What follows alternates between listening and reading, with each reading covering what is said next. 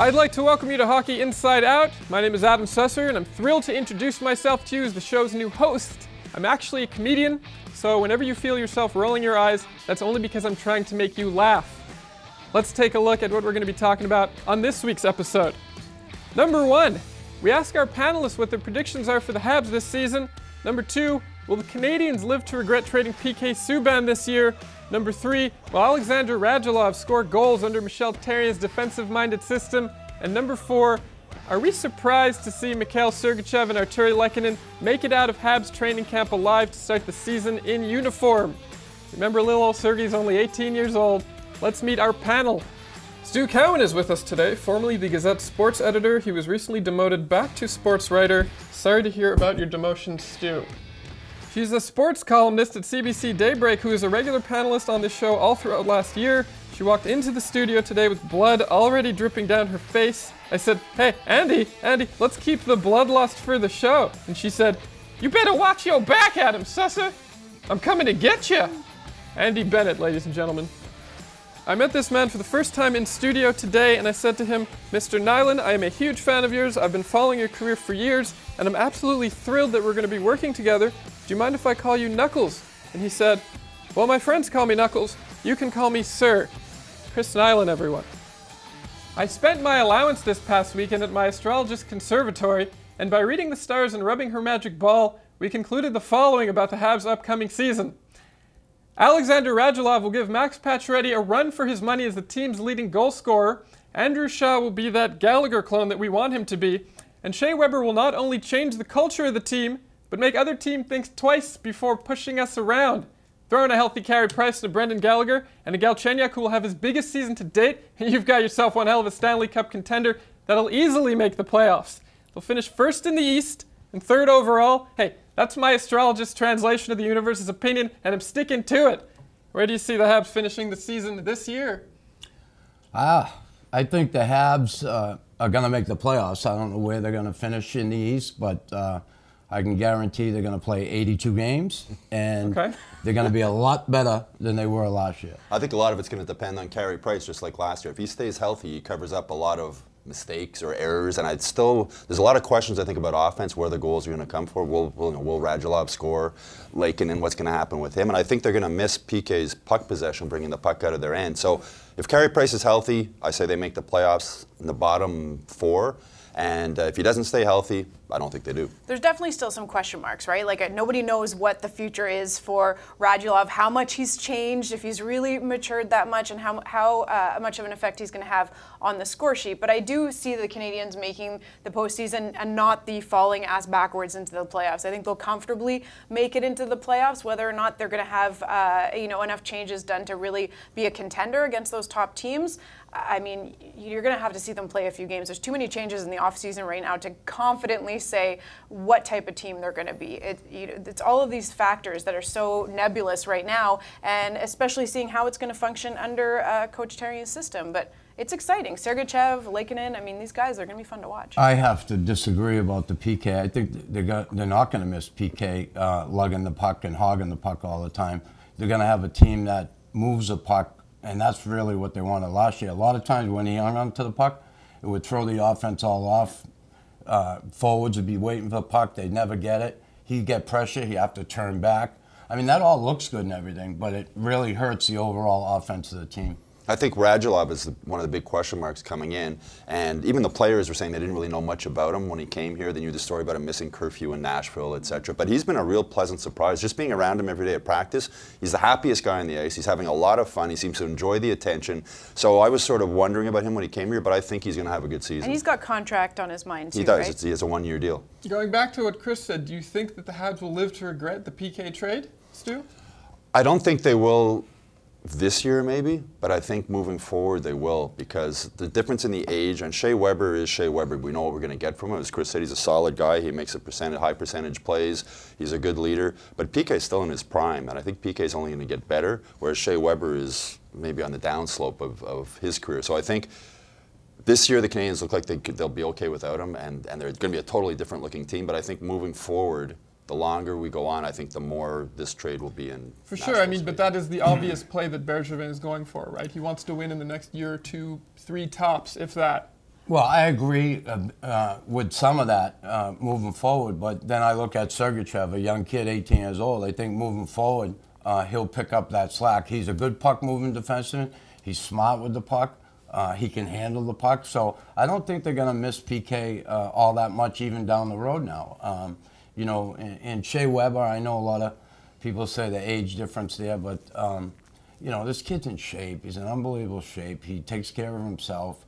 I hear about all the hard miles. Come on, look at defenseman Chelios, how long he played for.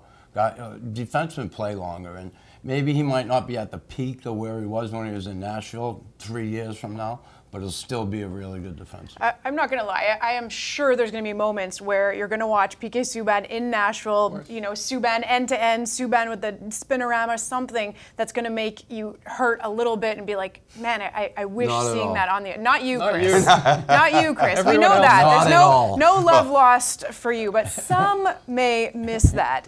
But I do agree with Chris that the puck moving, I think, will be better. And although sometimes I really enjoyed the entertainment value of watching Subban, you could see that everybody else on the ice was sort of just also watching the PK show, wondering. Well, you couldn't get two players more different than Shay Webber and PK Subban. Absolutely. And Shay Webber is a large, intimidating man. He's intimidating on the ice. He's intimidating in the locker room when you're going to interview him. Interviews are not his favorite thing. As far as, you know, PK never met a microphone or a camera he didn't like. Shay Webber answers the questions and he does it, but he looks like he'd rather be doing it. But you gotta love those guys too. And you heard some of the younger kids saying, you know, Shay Webber doesn't say a lot, but when he does speak, it's for a reason. And that, I think that's the kind of guy that can really make a difference in that locker room. They're going to have a much better team together this year. Okay. At this point in the show, it's time for a new segment that we're introducing called This Is Serious. Take a look. We're getting Montrealers' reactions about the news that the Nashville Predators are in negotiations right now with the Montreal Canadiens to trade back Shay Webber for PK Subban. It's a classic trade back. How do you feel about that? I mean, it's sad. He's a great guy, represents Montreal really well, donated so much money to the Montreal Children's Hospital, charismatic guy who loves Montreal. He's coming back. He's coming back. Awesome. This seems fake. As the new host of Hockey Inside Out, I'm given the responsibility of reporting the latest Habs news that's important to all Montrealers and hockey fans. Except for this segment, where I'm allowed to make up the news and go around passing it off as facts. So that's what I did. He's coming back to the city. It's a classic trade back. What do you boys think about that? I don't know enough about it, but what do you mean a trade back? Like trade back. They're just doing a trade back. Shay Webber's going back. Subban's coming here again. If that would happen, that would be pretty cool. It's happened. It's happened? It's happening. You're not serious. I swear. Oh, wow. Wow. Yes! Thank you, PK, for coming back! Woo!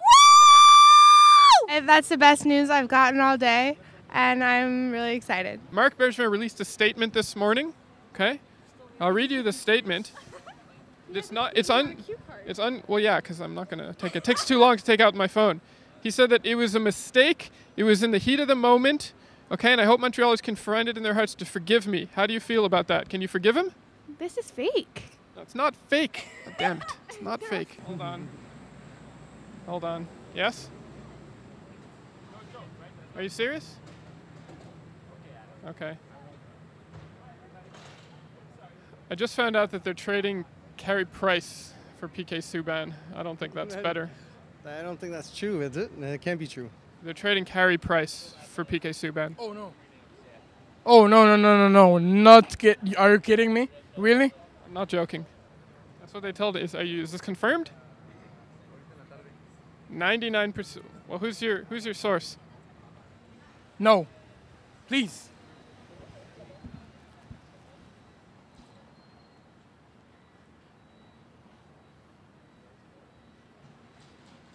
Do you have a message for Marc Bergevin? Don't make any decisions like that again. Can you do that a little bit more angry, though? Don't make any decisions like that again. Aside from Shay Webber, Alexander Radulov is the second highest profile pickup that the Habs made in the offseason. He only played in the NHL for 2 years and won playoffs about 4 years ago before relocating to Russia due to the much more vibrant party scene. He was quoted at the time as saying, I just want to be closer to where they make the vodka. During his little 8-year stint in the KHL, he managed to become the second all-time leading goal scorer. No big deal. Over the summer, Mark Bergevin signed him to a 1-year, $5.75 million contract, hoping that he likes partying a little bit less and can bring some much-needed firepower to the Habs' timid offense. Will Alexander Radulov be the offensive threat that everyone's hoping for? How do you think he'll fare under Michel Therrien's defensive-minded system? I think he's going to be okay. I think he's going to, when you watch him, the thing that struck me the first time I saw him in the room is how big he is. He's a big man, 6'2", 205 pounds. He can skate, he has all the skill, and it seems like he really, really wants to be here. He's a different man than he was 4 years ago. He's got a wife and a young baby that's here in Montreal with him.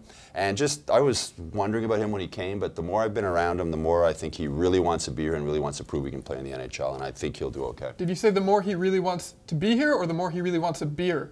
No, beer. I think he's, you know what, he looks like the guy who's a lot of fun to be around. Okay. I think he's like, he's the total opposite of he's grown up a bit. Yes, he's grown. Okay. He's not your, you know, you don't want to say your typical Russian, but he's a real talkative guy. He smiles, he laughs. I mean, how long are we going to lord that over him? His party history. Yeah. Like the guy has come in. He says that, you know, a lot of people have noticed that he's changed, that he's mature, and the Canadians are due, right, for one of these experiments to work out with Radulov. And through I know it's only preseason, but Radulov and Galchenyuk, I mean, that was a real joy to watch through the preseason. Yeah, you know, I think when you look at Mark's past with bringing in problem children here, it hasn't really worked for him. Semin and Cassian. But Radulov, again, that was years ago. Hopefully he's matured. Apparently he has. He has a child. He's married.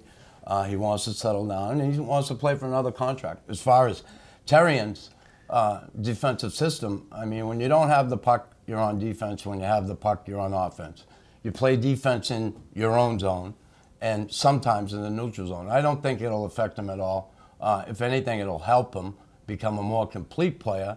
And if they end up trapping and playing that game in the neutral zone, a guy like him should be able to feed off of that system and create turnovers, and then that transition game takes over. And him, Galchenyuk, whoever he's on the ice with, Plekanec, should be able to get offensive opportunities through those situations. Well, Therrien said he was really impressed with his work ethic. He said, like, you know, morning skate, practice, he's giving 100% all the time. So we'll see if that continues throughout the season. Okay. Moving on to the new rookies who made it through training camp, Sergachev and Lekhonen. Were you guys surprised that that they're in Habs uniform now?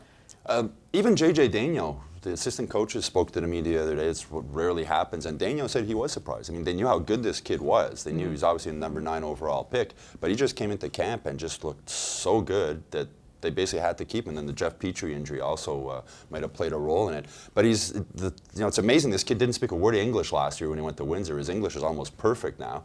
He's a mature 18-year-old. Physically and mentally. And I think if there is an 18-year-old ready to play in the NHL, it's this kid.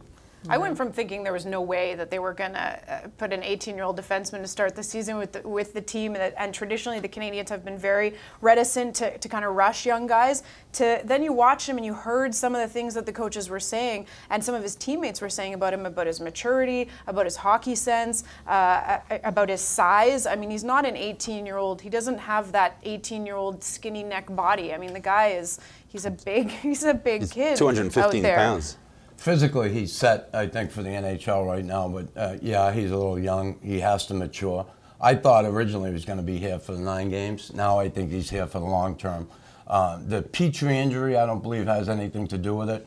I think if it came down to that, then Zach Redmond may be the guy going down. But I really like this kid. I think he's going to have a bright future here. And Bergevin has said it all along, that if you come to camp and you show me you belong here, you're going to be here. And I think the kid has done that. And I think that's a message that they send to future kids coming up also. That would see, it's one thing to say that, it's another thing to actually show that. And Lekkonen's the same thing. You know, Lekkonen came in, and I mean, Lekkonen, we're talking about how Sergachev looks older than 18. Lekhonen looks like he's 12 years old when you see him in the baby face. But there's another kid who came in, he worked hard. They need some offense. He has some offensive skill, and they kept him. Do you think, though, do you agree with the fact that the NHL is going younger? That's what I've heard a lot of guys talking about now, and that there's going to be more opportunities for these kids coming in and making a team at 18. Do you think that's... It's skating ability, too, I think is still number one. I mean, I think skating, both these kids can really skate. Yeah, I think it's if you're ready, you're ready, and they feel these guys are ready. Lekhonen was a bit of a surprise to me because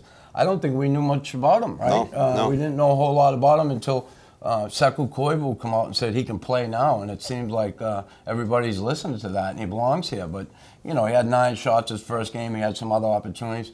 Took him a while to crack that goose egg, and he finally did. I think he's going to be a welcome addition. He'll grow over here. He's got good hockey sense, good puck skills. He got a great shot. So their top 6 looks a whole lot better than it did last year at the start of the season. Lekhonen won 3 games preseason. He was without scoring. He had tons of chances, and it was starting to get to him. And then Michel Therrien said when he finally did get that first goal, he was like almost a different player after that. The confidence came, and then we saw the goal that he scored in the last preseason game. It was a beautiful I'm sure shot. Michel told him to play better defense, and he went out and scored a goal. Okay, well, that's all the time we have for today. I want to thank you all for joining us, Stu, Chris, and Andie. Thank you so much for watching Hockey Inside Out. We post new videos every Thursday at 8 a.m., but it's the internet, you know, so you can watch anytime after that. Leave comments in the comments section below. We want to know what you think about what we discussed today, and if you haven't already, subscribe to us on YouTube. My name's Adam Susser, and I'll see you next week.